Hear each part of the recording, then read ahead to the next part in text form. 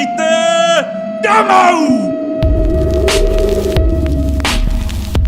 Dad always used to say, shh, o ke fia popo, ai whaalongo ka nina.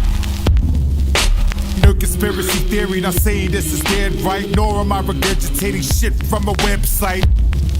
My uncle's favourite saying was, "Oi te taupa, ki hai puawai, yaku moi moia." The potential of the power of the people can never be equal. They wish information never was legal. Bros biz, bros biz, bros biz. Bitches. Okay. Kia ora ana, talofa, and welcome back to Bros Business, the weekly podcast where men talk. Bros Talk, where we talk about issues that are important to us and challenge the stereotype that men are not good at talking about their issues, important issues in their life with their friends, with their bros. So I'm Nick Tatan, one of the co-creators of the show, joined by the Token two white other man. bros, token white man and token islander, Kent Westall and Ray Alasana. How are you, boys? Good, thanks. Good, thanks, bro. Great, mate, great. Yeah.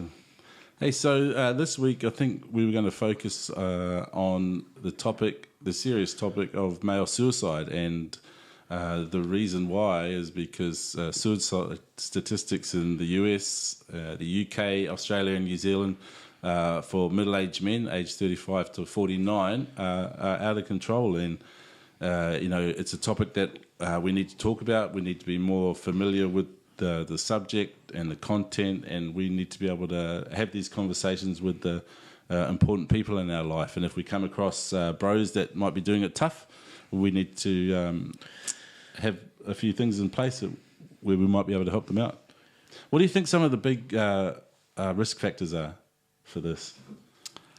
So, look, I think one of the biggest contributors, I think, is that, Western societies we're culturally conditioned that men have to be tough, or men have to, that show no weakness. And I think that often leads to it being difficult to open up when you're feeling these pressures. But it also probably means it's hard for the person hearing it to know what to do, because if they're from within the same culture, they're conditioned to think that it's a sign of weakness too. Yeah, I think that's a big thing, because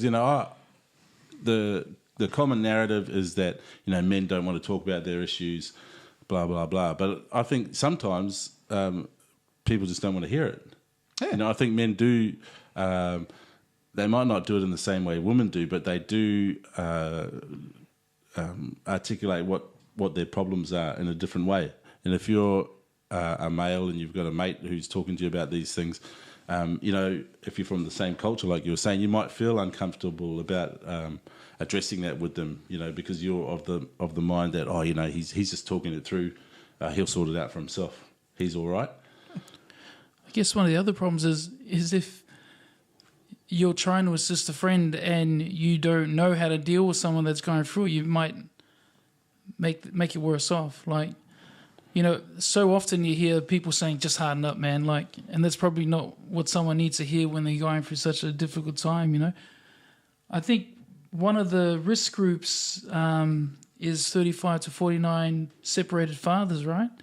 Yeah. So I think depending on which country you're getting the stats from, it's anywhere between 3 to 6 times more likely for a separated male over 35 to suicide than a separated female.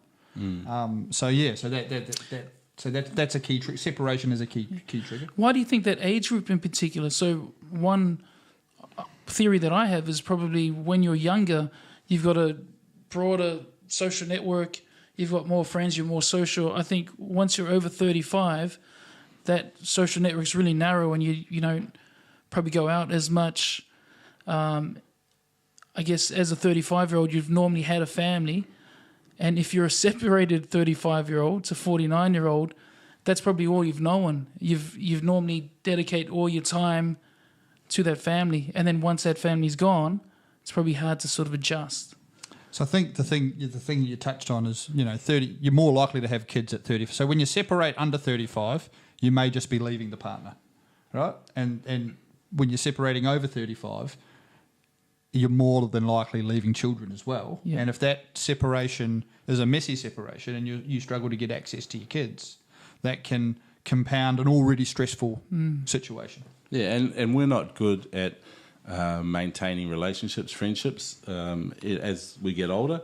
Men, I'm talking about. So we tend to throw ourselves into our work, throw ourselves into other activities and into your family life, right? And so if your friends are at different stages of their life, if they're still single, you're not hanging out with them as much as possible. So I think when you come across those tough times in your life and you don't have those strong relationships, you don't have those friends that you can call on, that's also a bit of an issue.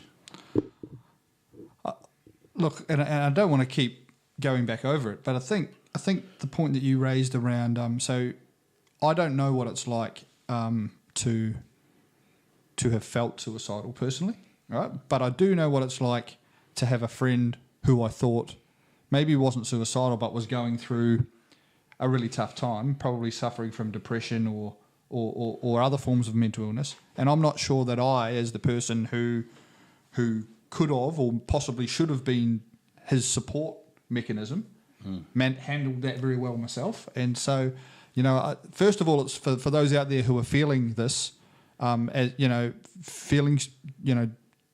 managing depression or mental illness or suicidal thoughts, that's not weak to speak.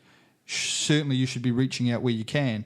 But I also think that there needs to be a lot more education for the people that are being reached out to around how they should handle that and how they could provide that support. Yeah, good point. So what are some of the things that people can do if they have friends going through this or if they're going through it themselves? So I think if you got a friend that you feel is probably going through it and you don't feel you're the right person to speak to them, maybe suggest that they speak to someone closer to them that you feel is appropriate, or speak to a GP, get a mental health plan, or there's heaps of services that they can Google and free services that they can counsel or provide advice. Sorry, mate. I think that's right. I think the hard thing is that if you're the person they want to talk to, you're the person they want to talk to. Yeah, that's what I right. mean? Yeah. And so if it's you, then you better come up with something. Yeah, for sure. Yeah. For You know sure. what I mean? So, people in that situation are only going to reach out to, at the most a handful of people that they for feel sure. can either help them through it or be that shoulder that they cry on, or someone that's going to listen to them, or someone that can refer them on to other help. And, sometimes it's not about solving their problems, it's about being there and listening. Yeah, for sure. And I think you have both raised it to a point, but we haven't gone out there and said it. There are mechanisms out there that provide support, where people are professionally trained to be able to manage that as well. And I think sometimes, because we talked about the cultural conditioning, sometimes your role in it, if someone's reached out to you, could actually be supporting them to go and get that Just help. Go with them, go lead them, because Ray did mention before that it's a slippery slope if you're not the best qualified person to actually give advice, but that doesn't mean you can't give support. So, out there's Lifeline, there's Beyond Blue, GPs, like all GPs will help there. There's in Australia, there's the Men's Shed. That's generally a rural or regional. No, there's men's sheds Are there? everywhere. There's men's shed in Inala, in Okay. Philly. Yeah, there's. So they're like sheds where men can go and take part in activities. It's generally retired guys. Things like woodworking, mechanical skills, that type of stuff. But there are also, strong links there to services that will assist with mental health issues. I think also recently, though, there's been a couple of online forums that are not traditional, right? But everybody probably. So I guess there's not a one-size-fits-all type support, right? So there's also the Australian Brotherhood of Fathers, and a group that's close to us is the Kiwi Daddies or the KDs, and so there are some support. There are other supports out there where you can get start a conversation, share your thoughts, provide support if you want to. So I think that having a think about what's right for you as well. And that could also be your role as a mate if someone reaches out to you, helping them work out, well, what's the best way, where do I get you to, and how do I support you there? Yeah, I support all that, and we'll put some notes in the comment section below this video to all of those services. And just a word of caution about some of those online forums. I mean, you're going to get a range of responses when you go there. So these are not professional people. But if you just need to talk, if you just need to open up, if you want someone to listen, maybe. But you're going to get advice from one end of the spectrum to the other. Just be aware of that. Yeah, for sure. So if you're listening and you've got suicidal thoughts, like Kent said, there's a lot of people you can contact to get some help. Reach out. It's not weak to speak. So look, that's great. The only thing I'd like to end up off with is just to recap if someone's reaching out to you, you have a responsibility. Have a really good think about it. And might feel uncomfortable depending on how you're culturally conditioned as well. But have a really good think about what's the best approach and be there for your bro. Cheers, guys. Thank you.